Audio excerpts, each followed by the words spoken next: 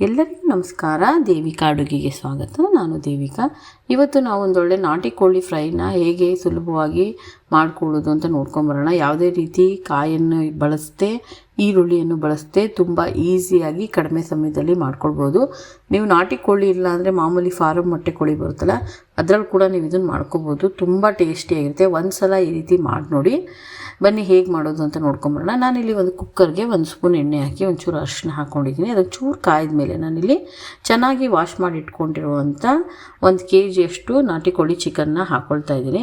ನಾವೀಗ ಚಿಕನ್ನ ಹಾಕ್ಬಿಟ್ಟು ಚೆನ್ನಾಗಿ ಮಿಕ್ಸ್ ಮಾಡಿ ಎಣ್ಣೆ ಮತ್ತು ಅರಿಶಿನ ಏನು ಹಾಕಿರ್ತೀವಲ್ವ ಅದರಲ್ಲೇ ಚೆನ್ನಾಗಿ ಮಿಕ್ಸ್ ಮಾಡಿಬಿಟ್ಟು ಅದಕ್ಕೆ ಸ್ವಲ್ಪ ಎಷ್ಟು ಬೇಕಷ್ಟು ಸ್ವಲ್ಪ ಉಪ್ಪನ್ನು ಹಾಕಿ ನಾವು ಇದನ್ನು ಸ್ವಲ್ಪ ಬೇಯೋದಕ್ಕೆ ಎಷ್ಟು ಬೇಕೋ ಅಷ್ಟು ನೀರನ್ನು ಹಾಕಿ ಇದನ್ನು ವಿಷಲ್ಗೆ ಇಟ್ಬಿಡೋಣ. ಯಾಕೆಂದರೆ ಯಾವತ್ತು ಇದು ಸಾಫ್ಟ್ ಆಗಬೇಕು. ಎಷ್ಟು ಬೇಕಷ್ಟು 3ರಿಂದ 4, ಕೆಲವೊಂದು 5ರಿಂದ 6 ತೊಗೊಳುತ್ತೆ, ಕೆಲವೊಂದು 3ರಿಂದ 4 ತೊಗೊಳುತ್ತೆ. ಈಗ ಇಲ್ಲಿ 4 ವಿಷಲ್ಗೆ ಇಟ್ಟಿದ್ದೆ. 4 ವಿಷಲ್ ಆಗಿದೆ. ಕೋಳಿ ಚೆನ್ನಾಗಿ ಬೆಂದಿಲ್ಲ ಅಂದರೆ ಇನ್ನೊಂದೆರಡು ವಿಷಲ್ ಮಾಡಿಸ್ಕೊಳ್ಳಿ. ಇದನ್ನು ನಾನೊಂದು ಪ್ಯಾನ್ಗೆ ಟ್ರಾನ್ಸ್ಫರ್ ಮಾಡ್ಕೊತಿದ್ದೀನಿ. ಇದಕ್ಕೆ ಎಣ್ಣೆ ಏನೂ ಹಾಕೋ ಅವಶ್ಯಕತೆ ಇರಲ್ಲ. ಅದರಲ್ಲೇ ಎಣ್ಣೆ ಬಿಟ್ಕೊಂಡಿರುತ್ತೆ. ಮೊದಲೇ 1 ಸ್ಪೂನ್ ಎಣ್ಣೆನೂ ಹಾಕಿದ್ವಿ ನಾವು. ಈಗ ಚೆನ್ನಾಗಿ ಬೆಂದಿದೆ. ಈಗ 90%, ಇನ್ನು 10% ಬೇಯೋದಿದೆ. ನಾನೀಗ ಈ ಟೈಮಲ್ಲಿ 1 ಸ್ಪೂನ್ನಷ್ಟು ಶುಂಠಿ ಬೆಳ್ಳುಳ್ಳಿ ಪೇಸ್ಟನ್ನ ನಾನಿಲ್ಲಿ ಸೇರಿಸ್ಕೊಳ್ತಾ ಇದ್ದೀನಿ. ನಾನಿಲ್ಲಿ 1 ಚಿಕನ್ಗೆ ಮಾಡ್ತಾ ಇರೋದು.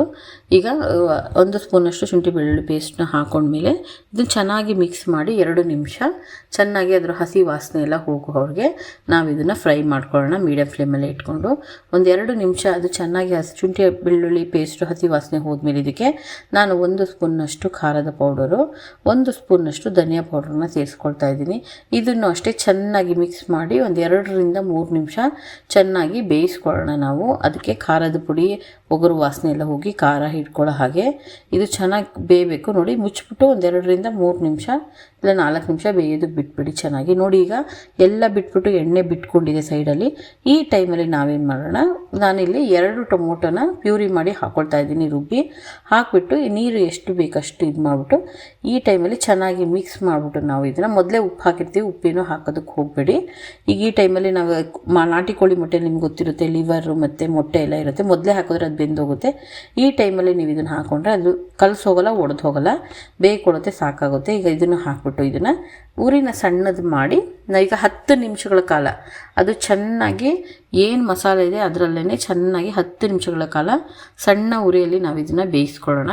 ಆವಾಗ ತಿರುಗಾಡಿಸ್ತಾ ಇರಿ, ತಳ ಒತ್ತೋದು ಬಿಡಬೇಡಿ. ಹಾಗಂತ ಜಾಸ್ತಿ ಇದು ಮಾಡೋದಕ್ಕೆ ಹೋಗಬೇಡಿ, ಯಾಕೆಂದರೆ ಮೊಟ್ಟೆ ಇರುತ್ತಲ್ಲ ಅದು ಬೇಯ್ಕೊಳ್ಳುತ್ತೆ. ನೋಡಿ, ಈಗ ಒಂದು 10 ನಿಮಿಷ ಆಗಿದೆ ಇವಾಗ ಚೆನ್ನಾಗಿ. ಈಗ ನಿಮಗೆ ಗ್ರೇವಿ ಬೇಕು ಅಂದರೆ ಸ್ವಲ್ಪ ನೀರು ಥರ ಇರಲಿ, ಗ್ರೇವಿ ಬೇಡ, ನಮಗೆ ಡ್ರೈ ಥರ ಬೇಕು ಅಂದರೆ ಸ್ವಲ್ಪ ಉರಿ ಜಾಸ್ತಿ ಮಾಡಿ ನೀರನ್ನೆಲ್ಲ ಸ್ವಲ್ಪ ಡ್ರೈ ಮಾಡ್ಕೊಳ್ಳಿ, ತುಂಬ ಚೆನ್ನಾಗಿರುತ್ತೆ. ಮೊಟ್ಟೆನೂ ಅಷ್ಟೇ ನೋಡಿ, ಲಾಸ್ಟಲ್ಲಿ ಹಾಕೋದ್ರಿಂದ ಮೊಟ್ಟೆ ಅದು ಎಷ್ಟು ಚೆನ್ನಾಗಿ ಕಾಣಿಸ್ತಿದೆ, ಒಡೆದೋಗಿಲ್ಲ. ನೀವು ಮೊದಲೇ ಬೇಯೋದಕ್ಕೆ ಹಾಕ್ಬಿಟ್ರೆ ಏನಾಗುತ್ತೆ ಅಂದರೆ ಅದು ಕಲಸೋಗುತ್ತೆ, ಅದು ಮೊಟ್ಟೆ ಜಾಸ್ತಿ ಬೆಂದು. ಲಾಸ್ಟಲ್ಲೇ ಹಾಕೋಬೇಕು ಯಾವಾಗಲೂ. ಈ ಟೈಮಲ್ಲಿ ನಿಮ್ಗೇನಾದರೂ ಉಪ್ಪು ಬೇಕು, ಖಾರ ಬೇಕು ಅಂದರೆ ನೋಡಿ ಹಾಕ್ಕೊಳ್ಳಿ. ನನಗೆಲ್ಲ ಸರಿಯಾಗಿತ್ತು, ಅದಕ್ಕೆ ನಾನು ಏನೂ ಹಾಕಿಲ್ಲ. ಈ ಥರ ನೀವು ಒಂದು ಸಲ ಮಾಡಿ ನೋಡಿ. ಇಷ್ಟೇ ಸಿಂಪಲ್ ಮಸಾಲೆಲ್ಲೇ ಇದೇ ಥರ ಮಾಡಿ ನೋಡಿ. ಅದ್ರ ಟೇಸ್ಟ್ ಹೇಗೆ ಬಂತು ಅಂತ ನೀವೇ ಹೇಳ್ತೀರಾ. ಪದೇ ನೀವು ಇದೇ ಥರ ಮಾಡ್ತೀರಾ. ನಿಮಗೆ ಈ ವಿಡಿಯೋ ಅಷ್ಟೇ ಆದರೆ ಲೈಕ್ ಮಾಡಿ. ಇನ್ನು ಯಾರ್ಯಾರಿಗೆ ನನ್ನ ಚಾನಲ್ಗೆ ಸಬ್ಸ್ಕ್ರೈಬ್ ಮಾಡ್ಕೊಳ್ಳಿ, ಪಕ್ಕದಲ್ಲಿರೋ ಬೆಲ್ ಬಟನ್ನ ಪ್ರೆಸ್ ಮಾಡಿ. ಹೀಗೆ ನನ್ನ ಚಾನಲ್ಗೆ ಸಪೋರ್ಟ್ ಮಾಡ್ತೀನಿ. Thank you.